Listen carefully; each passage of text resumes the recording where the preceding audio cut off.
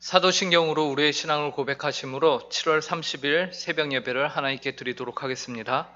전능하사 천지를 만드신 하나님 아버지를 내가 믿사오며 그 외아들 우리 주 예수 그리스도를 믿사오니 이는 성령으로 잉태하사 동정녀 마리아에게 나시고 본디오 빌라도에게 고난을 받으사 십자가에 못 박혀 죽으시고 장사한 지 사흘 만에 죽은 자 가운데서 다시 살아나시며 하늘에 오르사 전능하신 하나님 우편에 앉아 계시다가 저리로서 산 자와 죽은 자를 심판하러 오시리라. 성령을 믿사오며 거룩한 공회와 성도가 서로 교통하는 것과 죄를 사하여 주시는 것과 몸이 다시 사는 것과 영원히 사는 것을 믿사옵나이다. 아멘. 찬송가 31장 찬양하라 복되신 구세주 예수 함께 찬송하시겠습니다. 찬송가 31장입니다. 함께 찬송하시겠습니다. 찬양하라 복되신 구세주 예수 백성들아 사랑을 전하세 경배하라 하늘의 천군과 천사 주님 앞에 영광을 돌리세 목자같이 우리를 지키시고 종일 품에 늘 안아주시니 찬양하라 높으신 권세를 찬양 찬양 찬양 영원히 드리세 찬양하라 복되신 구세주 예수 우리 대신 죽임을 당했네 그 주 예수 영원한 구원의 소망 경배하며 겸손히 절하세 찬양하라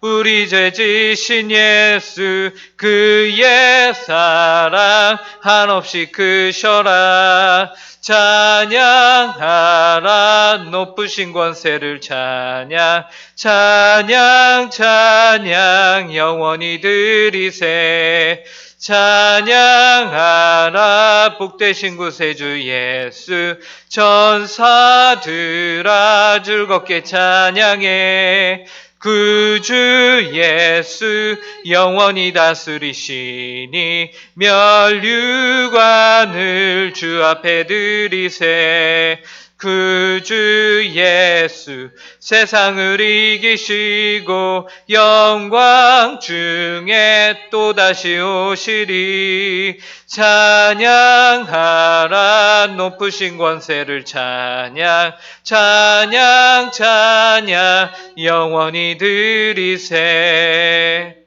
함께 기도하겠습니다.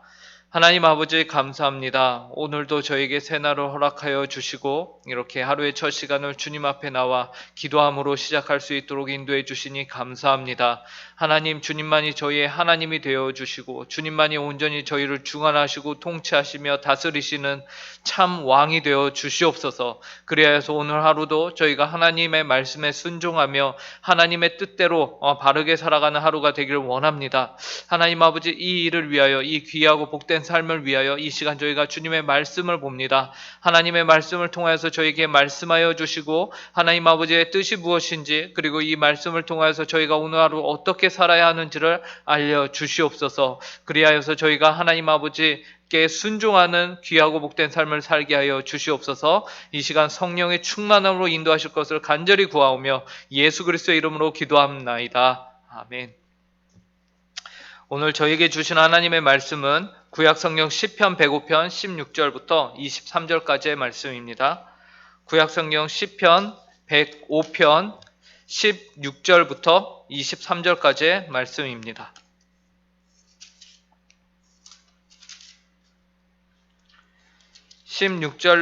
시편 105편 16절부터 23절까지의 말씀, 하나님의 말씀을 제가 읽도록 하겠습니다.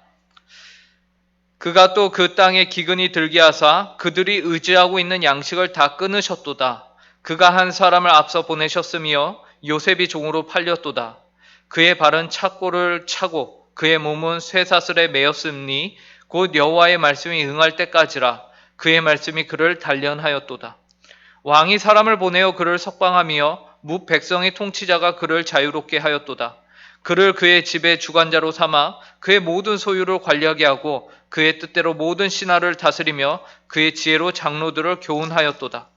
이에 이스라엘이 애굽에 들어가며 야곱이 함의 땅에 나그네가 되었도다. 우리는 성경에서 가장 선호하는 인물로 요셉을 많이 이야기합니다.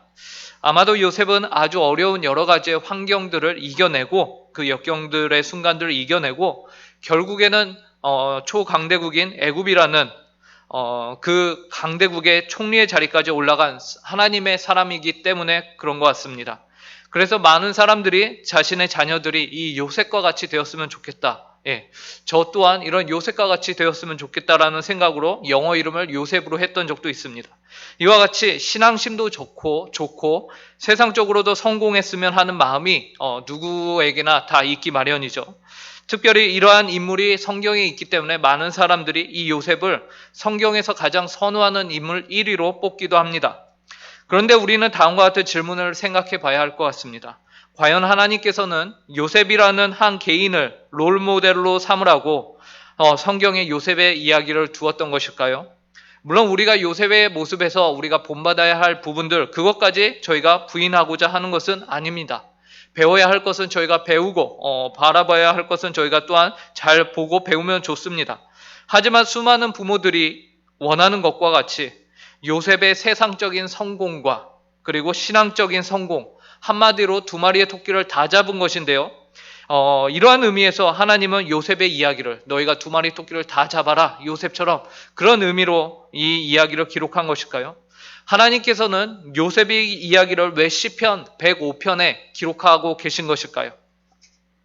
시편 105편은 이스라엘의 역사를 담은 서사시입니다. 그러면서 이 시편을 기록한 시편 저자는 1절에서 이 시편 105편을 기록한 이유를 아주 명확하게 기록하고 있는데요. 알려주고 있는데요. 이렇습니다. 여호와께 감사하고 그의 이름을 불러 아뢰며 그가 하는 일을 만민 중에 알게 할지어다. 예, 즉 시편 105편을 기록한 이유는 이스라엘의 역사를 보고 너희가 그것을 기억하여라. 무엇을 기억하여라? 바로 하나님이 어떻게 이스라엘을 이끌어 오셨는가 그 사실을 너희가 바라봐야 된다라는 것이에요.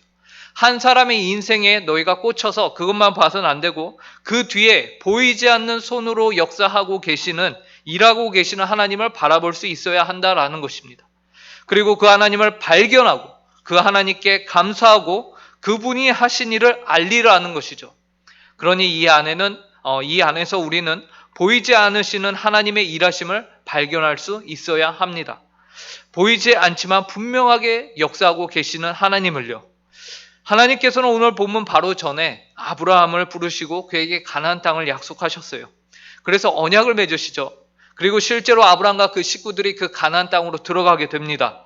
그런데 성경은 그들의 수가 적어서 그 땅을 다스릴 수 없는 형편이라고 말하며 그 땅에서 그들이 언약으로 하나님의 땅을 받긴 했지만 그 수가 아직 적어서 그 땅에서 나그네와 같이 살았다. 그래서 이 민족에서 저 민족으로 이동하면서 옮겨 다녀야 하는 형편이었다라고 말해요. 12절에서 이렇게 기록하죠. 그때에 그들의 사람 수가 적어 그 땅에 나그네가 되었고. 그러니 이제 하나님께서 이스라엘 민족들에게 하실 일은 약속의 땅을 다스릴 수 있을 만큼의 백성의 수를 늘리는 것입니다. 그 첫걸음을 하나님께서 행하시는 것이 오늘 본문이에요. 그리고 이처럼 백성에 대한 그 백성들의 수가 많아지는 것은 아브라함에게 했던 그 언약의 또 다른 측면이기도 합니다.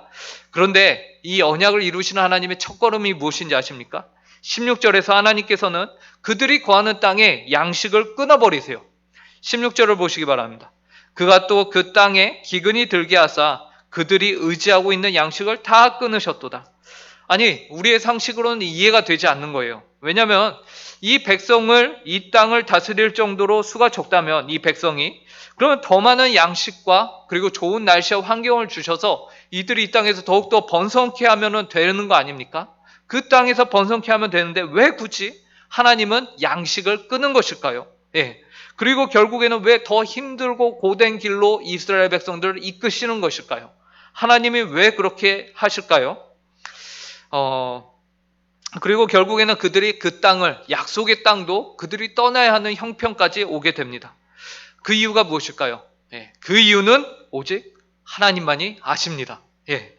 하지만 한 가지 분명한 사실은 있어요. 그 사실은 무엇이냐면 그 가운데 하나님이 이 백성을, 자신의 언약 백성을 그냥 내버려 두지 않으시고 보이지 않게 뒤에서 일하고 계신다라는 사실입니다.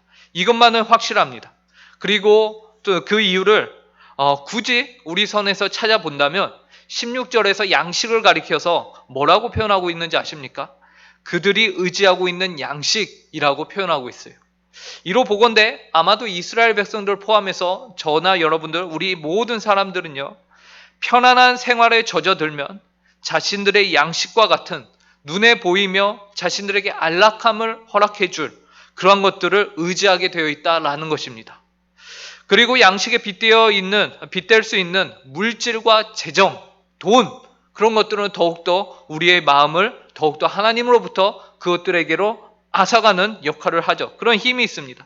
그래서 그런 것들을 의지하다 보면 결국에는 하나님을 의지하지 않기 때문에 하나님께서는 우리에게서 우리 안정감을 주는 그것들을 때로는 가져가시기도 합니다.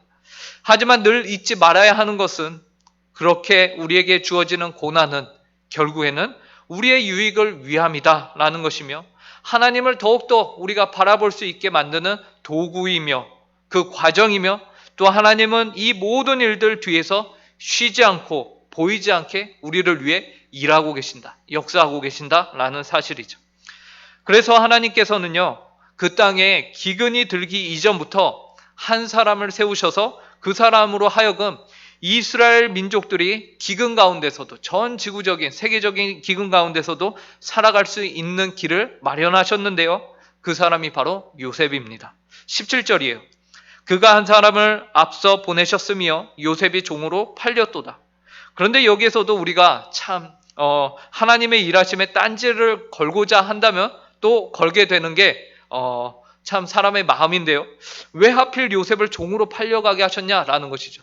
좋은 신분, 좋은 편안한 그러한 모습으로 고생 안 하고 그냥 애굽으로 보내면 되는 거 아닌가? 아니면 유학을 보내도 되잖아요. 그죠? 야곱의 집안이 못 사는 것도 아니고 왜 지역이 유지 아니었습니까? 그런데 왜 좋게 안 보내고 굳이 노예로, 그것도 형들에게 팔려서, 형들에게 속아서 팔림을 당하게 하느냐라는 것이죠. 하지만 우리가 성경에서 보듯이 야곱이 절대로 요셉을 그냥 내어줄 리가 없습니다. 멀리 보낼 일이 없어요. 야곱은 자신이 가장 사랑하였던 여인이 낳은 그 아들 요셉을 결코 누구에게도 뺏기지 않으며 자신의 곁에 반드시 둬야만 그 직성이 풀리는 사람이었어요. 그리고 그를 편애하며 사랑해야만 했어요. 그런 야곱은 절대로 요셉을 떠내 보내지 않았을 것입니다. 그런데 중요한 것은 그런 형들의 시기를 통해서 결국 하나님께서는 일을 하셨다라는 것입니다. 악을 선으로 만드시는 하나님의 위대하심입니다. 이것을 우리가 섭리라고 하죠. 이러한 고백은 억지스러운 고백이 아니고요. 실제로 요셉이 그의 형들을 만났을 때에 그 당사자의 입을 통해서 선포되어진 말씀이었어요. 창세기 45장 7, 8절에서 요셉이 이렇게 말하죠. 하나님이 큰 구원으로 당신들의 생명을 보존하고 당신들의 후손을 세상에 두시려고 나를 당신들보다 먼저 보내셨나니 그런즉 나를 이리로 보낸 이는 당신들이 아니요 하나님이시라. 하나님이 나를 바로에게 아버지로 삼으시고 그 온 집의 주로 삼으시며 애굽 온 땅의 통치자로 삼으셨나이다. 당사자인 요셉이 이렇게 하나님의 일하심, 하나님의 섭리를 고백하고 있는 것이죠. 요셉이 이렇게 말하는데 제3자인 우리가 왈가불가할 것이 아무것도 없죠. 하나님의 일하심에 대해서 요셉이 하필 노예로 팔려가는 사건에 대해서 이렇다 저렇다 우리가 말할 것이 없는 거예요. 그래서 노예로 팔려간 요셉의 삶을 성경은 그 기간이 결코 쉽지 않았음을 단적으로 보여주는데요. 오늘 본문 18, 19절입니다. 그의 발은 착고를 차고 그의 몸은 쇠사슬에 매였으니 곧 여호와의 말씀이 응할 때까지라. 그의 말씀이 그를 단련하였도다. 요셉에게는 총리가 되기 이전까지의 삶이 결코 쉬운 시간이 아니었습니다. 그의 발은 착고를 차고 있어야만 했습니다. 그의 몸은 쇠사슬에 매여 있어야만 했어요.